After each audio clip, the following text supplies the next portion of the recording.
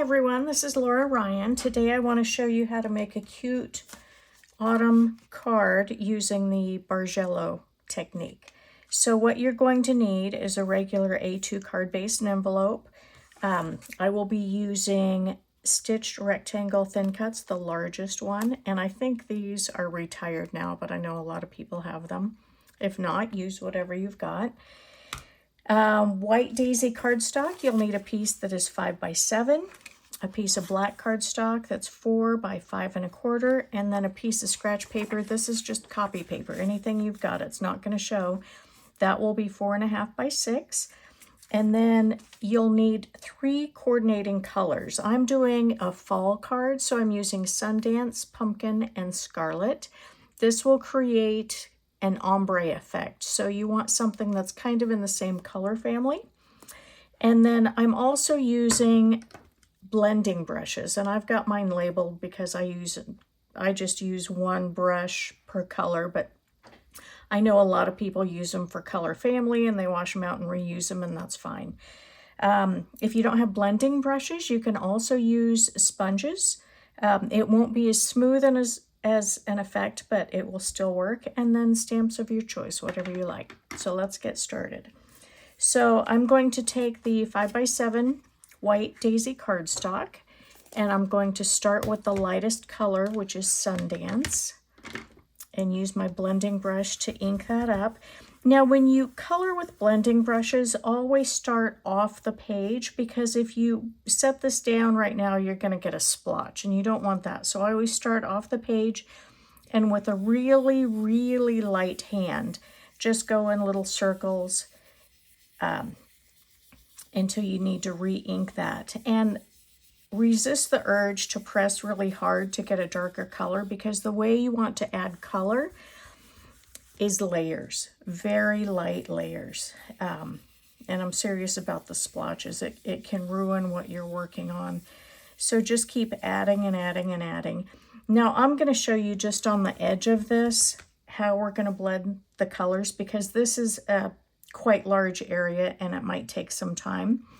So start off the edge, like I said, and just keep adding color until you get the darkness and the depth you want. You can choose to do a more pastel look, or you can do very deep dramatic looks, or something in between.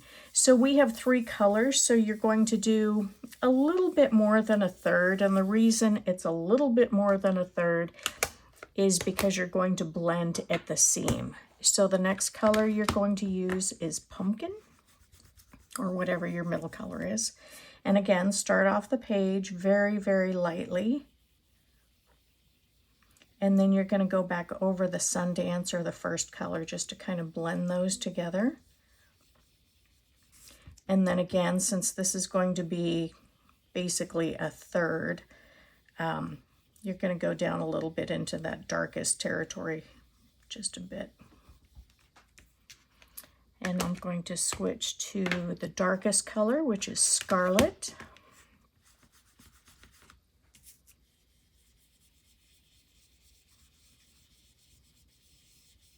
And then I want to be a little bit darker. So I'm going to do a couple more layers of color, going up into that pumpkin just to kind of drag that color together.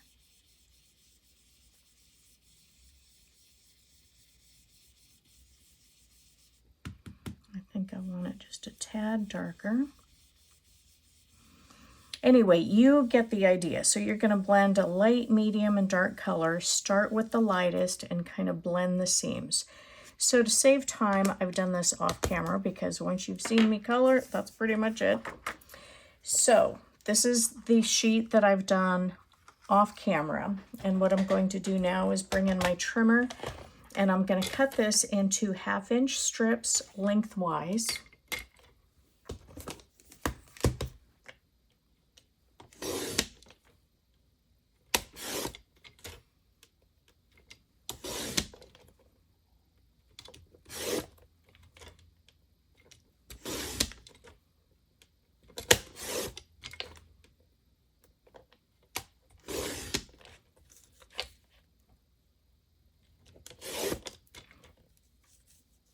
The This last one is not exactly a 1/2 inch, so I will get rid of that. Get this out of the way. Now you're going to bring in your piece of scratch paper. This is the one that's 4.5 by 6. And I'm using liquid glue. You can use whatever you like, but the reason I like liquid glue is it's a tiny bit forgiving, at least initially, and you can reposition if you need to, and you don't want it to buckle up. So whatever adhesive you use, make sure you cover the whole thing. So we're going to do a strip at a time. So I'll put that down, grab one of these.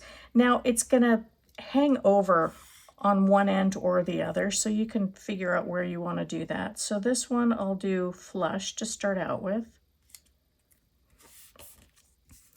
And then on the next one, I'm going to go the other direction and have it hang off a little bit.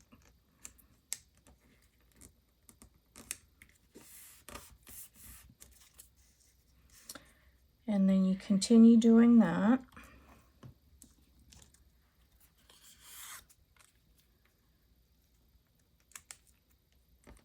One thing I would advise against, if you do every other one exactly the same, so the long ones would all end here, the next ones would all be here, you're going to get a basket weave look. And I've done that before, and it wasn't really the look I wanted. It was too symmetrical, so I didn't care for that.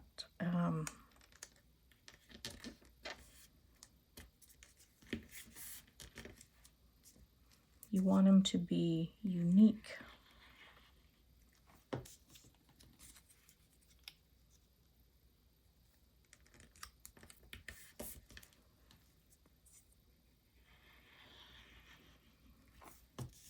We're not going to do it this time, but I'll share with you another fun thing to do after you get these all down is to use a stencil and use a very light color to get a background,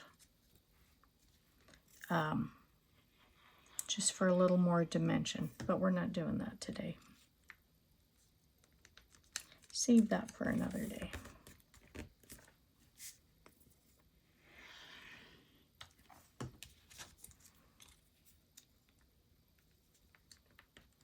Almost there.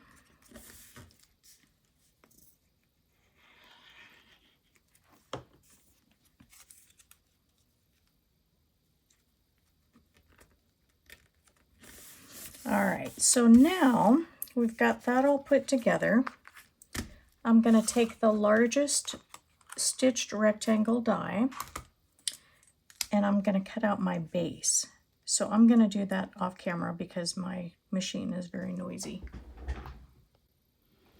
Okay, so I've cut this out with the stitched rectangle frame. The next thing I want to do is stamp it.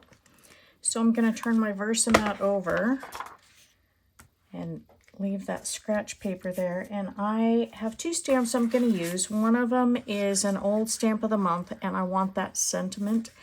And then this is a new stamp set with matching thin cuts that comes out September 1st. It's called Floral Notes, and I don't need the thin cuts for this, but I do want to use all the different flowers. So in regular black ink,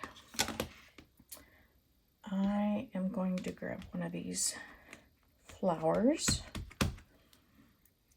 and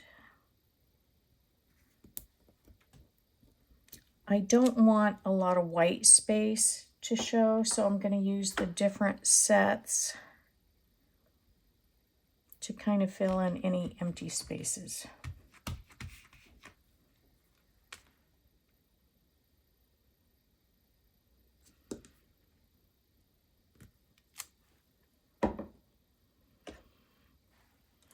And before I do the last set of flowers, I'm going to go ahead and put the sentiment on there so I can center it where I want it.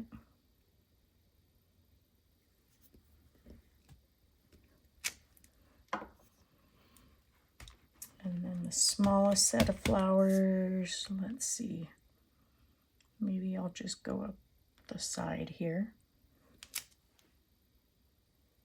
I could go up there too. Maybe I'll do that.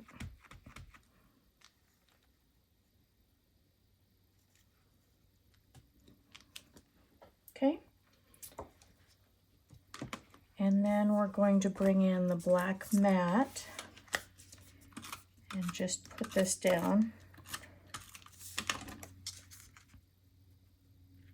And I'm looking at the opposite corners. If those are spaced the same, then you know you have it centered properly. And then we'll grab the card base, and you notice it's got a crease that's a valley and one side that's mountain. It sticks up more. I always put the mountain on the inside so you get a crisp seam over here. You don't have to do it that way. I just found I like that look better. Now we'll go ahead and glue this to the card front. Again, looking at the opposite corners to make sure the spacing is the same. And there you go. Oh, see what I mean about making sure you get adhesive everywhere? Easy fix.